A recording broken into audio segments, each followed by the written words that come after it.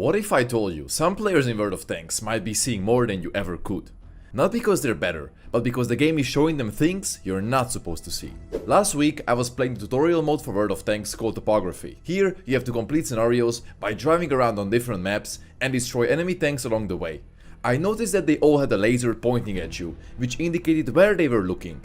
And that is when it clicked. This is not just a tutorial feature, this is information the game is clearly capable of showing. If you were to translate this feature into random battles, it would give you an insane advantage in terms of awareness, and it occurred to me, if this feature is in the game, can it not just be unlocked by cheaters and be used in random battles?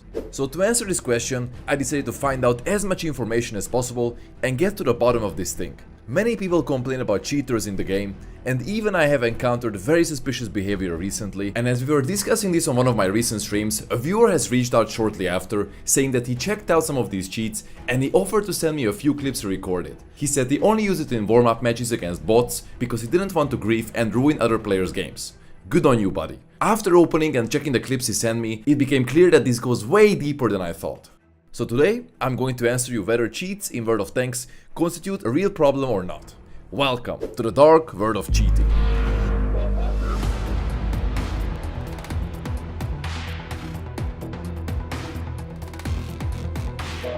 To understand cheating in World of Tanks, you first need to understand how the game actually works. To start things off, let's lay down the fundamentals to make it clear.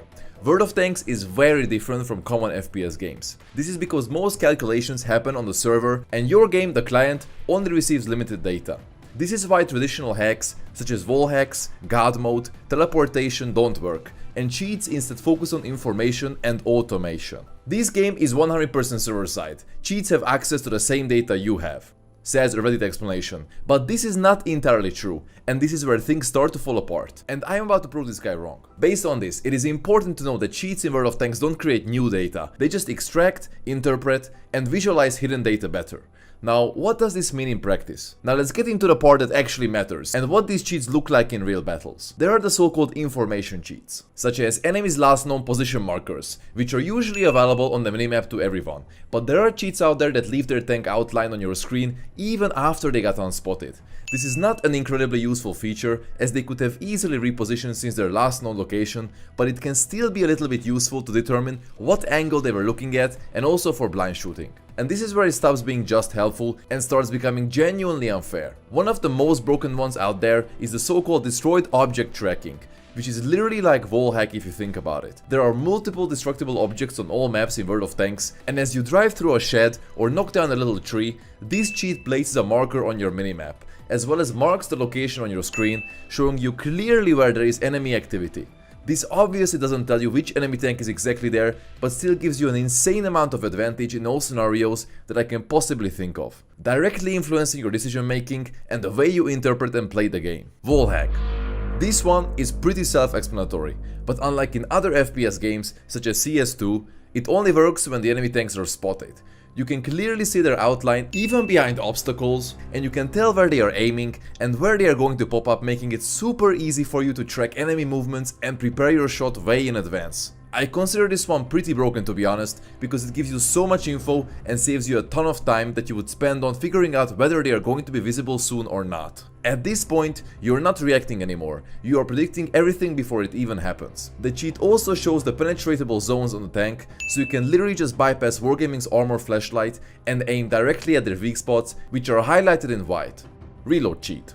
There is also the reload cheat, which shows you how many shells autoloaders have fired or how much time is left for someone to reload, which is again information that you should only have access to when you're actively counting their shots, and you should in no way know across the map how many shells an enemy tank has.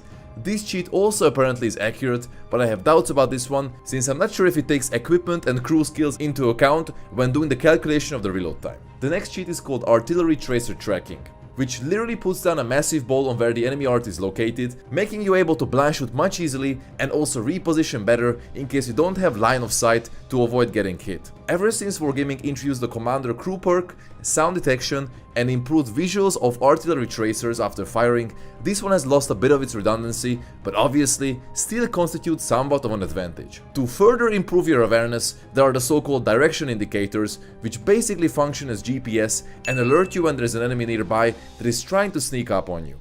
This is obviously very useful if you're engaged in a 1vx fight or if you're tunnel visioning, because there's a complex scenario at hand and forget about your surroundings. Well, this thing is there to alert you of an approaching enemy that is trying to surprise you.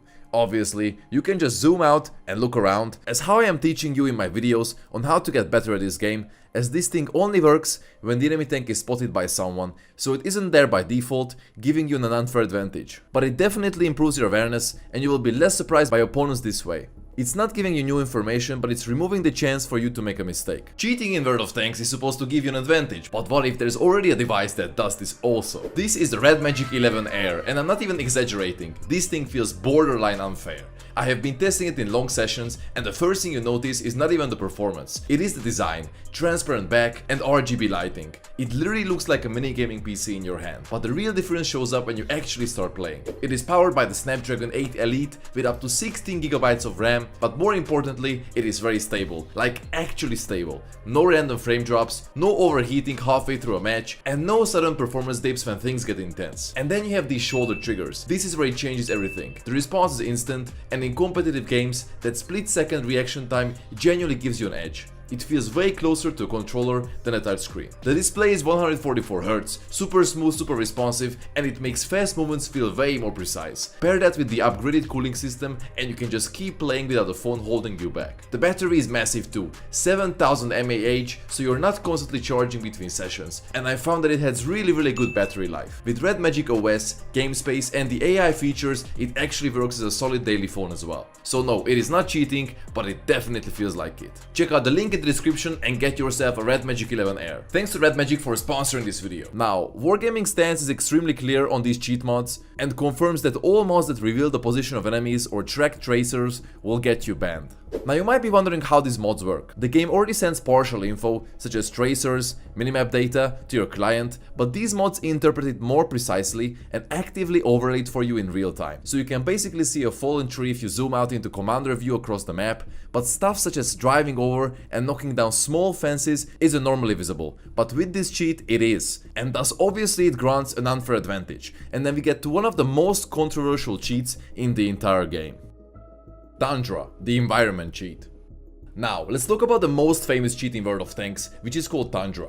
It is an environment cheat, and what it does is basically removes foliage such as bushes and trees, granting you an undisturbed line of sight on enemy tanks, which means it spares you the time for having to re-aim because of foliage, saving you a little bit of time that you would normally lose during the aiming process. What it does is it removes foliage, bushes, trees with a couple of keybinds. The cheater can just remove clutter, foliage and bushes and make the enemy tank appear as if he was completely in the open, making aiming and hitting them extremely easy regardless of the surrounding area or range. This one is also pretty broken and it's extremely common because it removes visual clutter, makes enemy targets easier to see and reduces the mental load by not having to account for foliage when aiming. This cheat, however, doesn't change spotting mechanics and it doesn't increase view range, as those are server-sided coded events.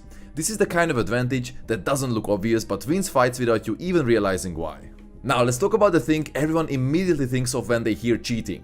Aimbots. Aimbots might seem familiar to you from other games, and World of Tanks is no exception, as it also exists in our beloved game. Fortunately, this one isn't so radical as you would think. It basically involves weak spots getting automatically targeted all the time, and the cheat will literally shoot instead of you. However, this is not going to be a guaranteed hit or pen, since there's a server-side aspect of this, which is called RNG.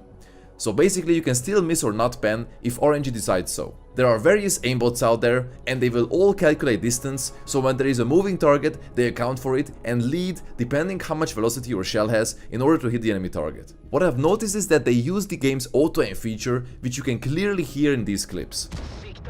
So Wargaming could literally get rid of this completely by removing this feature from the game itself. As to how many people would be unhappy because of this, I am not exactly sure. Most aimbots seem incredibly sluggish and way worse compared to how a good player would aim, and therefore I do not think they grant such a cunning edge when it comes to hitting ridiculous shots or being consistent with rapid peeking. What is utterly disgusting, however, is that it does count for moving enemies getting unspotted and also works for artillery. Look at this clip and tell me this is not disgusting.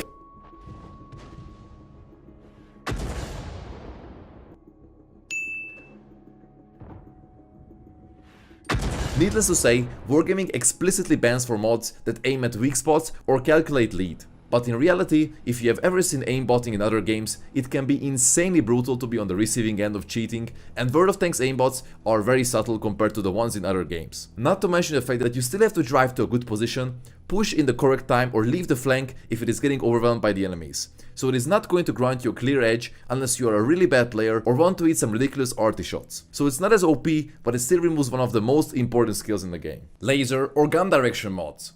Sounds familiar? Yeah, back to that topography laser. So these mods basically show where enemy gun is pointing, which can be super useful to surprise unsuspecting opponents and pick them when they aren't ready to return fire, thus saving valuable HP in the process. It gives you pre-aim advantage, and I think this one can easily influence battles just as much as the Tundra mods. But everything we've talked about so far is nothing compared to what's coming. Data sharing exploit. The most ridiculous cheat, and also probably the rarest, is the data sharing exploit, which many people have covered before me. But if you aren't familiar, you basically launch 2 clients of World of Tanks on your PC, which can be easily done with sandbox applications. You log in on 2 different accounts and you queue up, hoping you will get matched against yourself. Once this happens, the mod allows you to have full vision at all times on the enemy team, since you are getting constant data flow from your other account that is in the same battle, just in the enemy team. This allows players broadcast team positions to another player, which needless to say is pretty game breaking. This essentially breaks the core game mechanic, which is fog of war, and thus creates full map vision, allowing for some ridiculous rounds. This one seems to be extremely rare, however, and used to be way more prominent a few years back. Not sure what the current status of this cheat is and how used it currently is. Bots and rigging. Not all cheating is about playing better. A bot in World of Tanks is essentially an automated script or program that plays the game with minimal or no human input. It works by reading basic game data, like tank positions, enemy proximity, and simple objectives, and then using pre-programmed logic to move, aim, shoot, and navigate maps. More advanced bots may rely on pattern recognition or external overlays to react to what's happening on screen, but they are generally much less adaptable than a real player. People use bots mainly to grind resources such as credits, experience, or tech tree progress without having to actively play. This can save time, especially in a game where progression can be slow, but it's considered cheating because it gives an unfair advantage and can harm match quality for others by replacing active players with predictable low-skill bots. And as you can see, sometimes it's about not playing at all. Interesting fact is that some of the bots in the game's topography mode are absolutely brutal, and I challenge you to finish the Prohorovka one with the Tiger, cause I absolutely couldn't. If I lose here, I'm gonna uninstall this game and never play again. Dude! I am losing. How are you supposed to kill this guy? This is so rigged. Look, they are already shooting you. They are already shooting you from the red line. This is, look! Look at this! This is actually unwinnable.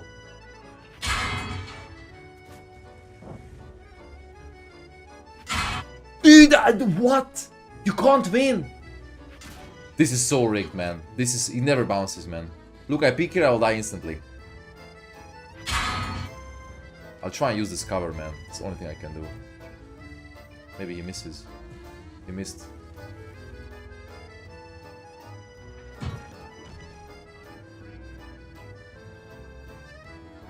Let me do the mission. But I will die now, man. I have no HP. There's no cover here, nothing.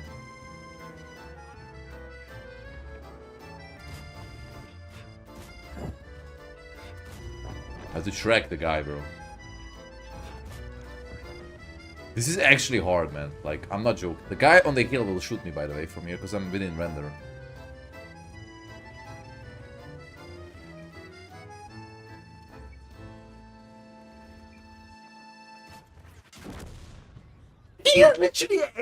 In World of Tanks, boosting and rigging are forms of cheating that involve manipulating the outcome of battles rather than automating gameplay. Boosting usually means having a more skilled player log into someone else's account or playing in coordinated groups to artificially inflate stats, win rates, DPG, or marks of excellence. The goal is to make an account look more accomplished than it actually is, often for status, resale value, or access to competitive clans. Rigging, on the other hand, involves coordinating with other players, sometimes even on the opposing team, to fix matches. This can include deliberately losing, feeding damage, or queuing at the same time to end up in the same battle and control the outcome. People use rigging to farm specific achievements, medals, complete difficult missions, or boost stats quickly, but it undermines fair play and damages the integrity of the game's matchmaking system. Now a few words about Wargaming's anti-cheat approach. According to their official policy, in World of Tanks, Wargaming defines cheating broadly as anything that provides an unfair advantage through mods or external tools. The wording here is intentionally flexible, which allows them to adapt to new exploits, but also leaves a lot of room for interpretation. So what do they ban? In practice, this includes a range of tools that alter information received during gameplay, such as enemy tracking beyond the intended spotting mechanics, reload timers that remove guesswork, aimbots or aim assistance, transparency or wall hack mods, or bots. The common thread here is removing uncertainty or reducing the skill required to perform well, but critics argue the line between helpful and unfair isn't always clearly defined. So with all of this in mind, what is Wargaming actually doing about all of this?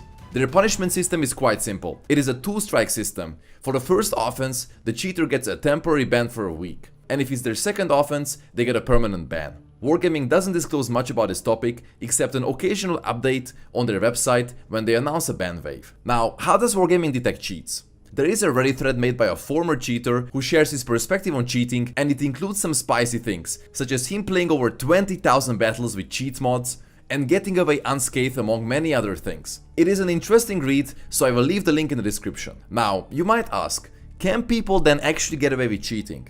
This is where things get unclear. Wargaming does not fully disclose how its anti-cheat system works. Officially, they reference things like automated detection and player reports, but beyond that, the system is largely a black box. Back in the day when I used to play in Pro League, we had to use ESL's anti-cheat, ESL Wire, for our matches, as well as provide Python logs to make sure we are not cheating, as well as everybody's replay was checked if the enemy suspected something. As for random battles, I couldn't find much information, so I have no clue how they are detecting cheats and illegal mods. If you have more info, please tell me in the comments, because this is an interesting topic. Finally, there is an ever-existing community divide regarding cheating. In World of Tanks, the community is very split when it comes to cheating. One side claims that cheating is widespread, and I'm sure even you got an occasional "you are cheating, reported to Wargaming with video evidence" DM after a successful battle, and this is a result of many believing that cheating is super common. In their minds, getting outplayed and lack of understanding of simple game mechanics can feel like getting cheated. Good players that make outplays can seem too perfect without cheating, and people blame cheats even when they're frustrated. Wargaming doesn't explain much as to how their anti-cheating practices work, so people assume the worst. As well as the grind in the game gives players a reason to cheat. For this side of the community, cheating feels like a real and constant problem. But not everybody agrees, as there is the other side, who claim that cheating is overrated and that it is not as common or useful as many people say. So after all of this, where does that leave us? I will leave it up to you based on this video, so please tell me in the comments if you think these cheats are game-breaking or overrated. And also tell me if they have ever happened to you in random battles. I hope you found this topic interesting. I would strongly discourage you trying any of these cheats, not only because of the risk of malware and bad behavior, but also because you could lose an account you've spent years building. Thanks for watching. And special thanks to all of our channel members. You can see their names on the screen right now.